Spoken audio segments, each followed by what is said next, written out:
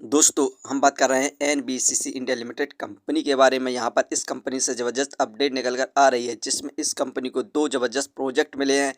इस कंपनी ने अपना Q3 रिजल्ट फाइनेंस ईयर 2026 का अनाउंस कर चुकी है। इसकी परफॉर्मेंस के साथ साथ इसे हम फाइनेंशियली और फंडामेंटली भी देखेंगे। इस हम कंपनी में बाय सेल होल्ड क्या करना चाहिए और कंपनी का नेक्स्ट टारगेट प्राइस क्या हो सकता है। तो आइए वीडियो को स्टार्ट करते हैं। एनबीसीसी इंडिया लिमिटेड कंपनी का शेयर प्राइस अभी 92 रुपये 36 पैसे चल रहा है। आज के दिन इस कंपनी में हमें 1.81% की गिरावट देखने को मिल रही है। कंपनी का शेयर प्राइस 95 रुपये 2 पैसे पर स्टार्ट हुआ था 9/15 पर। वहीं पर एक महीने में इस कंपनी के द्वारा हमें 4.74% के रिटर्न्स देखने को मिले, जो कि नेगेटिव रिटर्न्स है। एक महीने में इस कंपनी का हाईएस्ट प्राइस 104 रुपये 35 पैसे था। इसके बाद से यहाँ पर लगातार गिरावट देखने को मिल रही है। इस कंपनी से जितनी भी अपडेट निकल कर आ रही हैं उन सभी को हम देखें तो यहाँ पर एनबीसीसी इंडिया लिमिटेड कंपनी ने अपना Q3 रिजल्ट फाइनेंस ईयर 2026 का अनाउंस किया। इसकी परफॉर्मेंस की बात करें तो नेट प्रॉफिट 192.9 करोड़ हुई है। इस समय इंक्रीमेंट देखने को मिला 39.3% का, क्योंकि पिछले साल इस कंपनी को नेट प्रॉफिट 138.47 करोड़ हुआ था।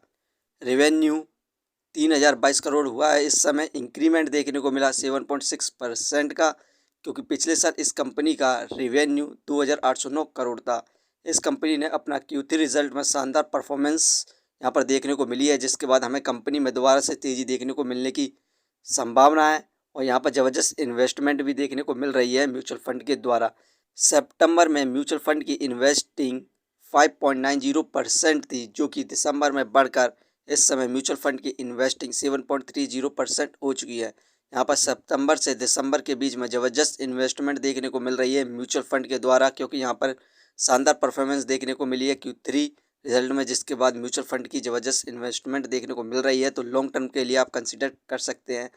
इसे हम फाइनेंशियली देखें क्वार्टरली बेसिस पर तो दिसंबर में 142 करोड़ का प्रॉफिट गेन किया, मार्च में इंक्रीज़ हुआ 183 करोड़ हुआ, जून में कम हुआ 135 करोड़ हुआ, सितंबर में इंक्रीज़ हुआ 157 करोड़ हुआ। वहीं पर दिसंबर में इस कंपनी को यहाँ पर प्रॉफिट इंक्रीज़ हुआ 197 करोड़ हुआ है। यहाँ पर आप देख सकते हैं क्वार्टरली बेसिस पर ये कंपनी यहाँ पर प्रॉफिट को इंक्रीज़ कर रही है। तो आप इस कंपनी को लॉन्ग टर्म के लिए कंसीडर कर सकते हैं।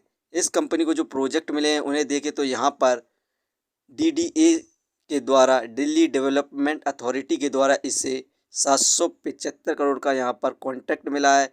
इसमें इस कंपनी को staff quarters old Rajendra Nagar में बनाना है, जिसकी टोटल वैल्यू 437 करोड़ है।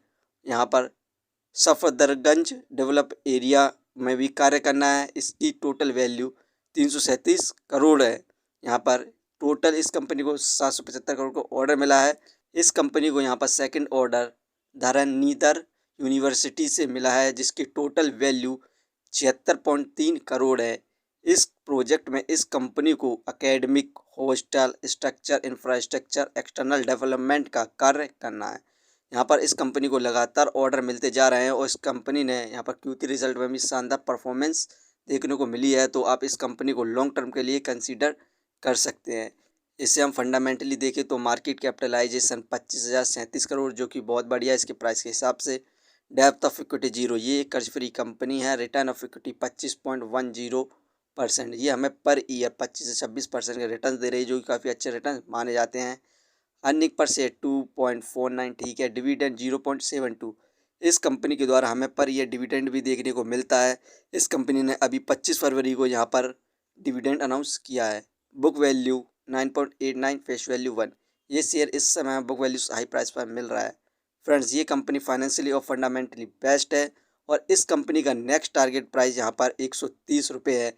तो हमें ये 2026 तक 130 रुपये क्रॉस करने की संभावना है। तो आप इसे लॉन्ग टर्म के लिए कंसीडर कर सकते हैं। ये वीडियो सिर्फ एजुकेशन पर्पस के लिए थी। यदि आप किसी भी कंपनी या स्टॉक्स पर इन्वेस्ट करते हैं तो एक बार अपने फाइनेंशियर्स और एक्सपर्ट की सलाह जरूर लें। कभी भी लोन लेके इन्वेस्टमेंट ना करें, वरना आप भारी मुसीबत में पड़ सकते हैं। कंपनी के बारे में जानकारी सही लगी हो तो अपने चैनल को सब्सक्राइब करें, जिसका नाम है स्टॉक एनालिसिस। धन्यवाद।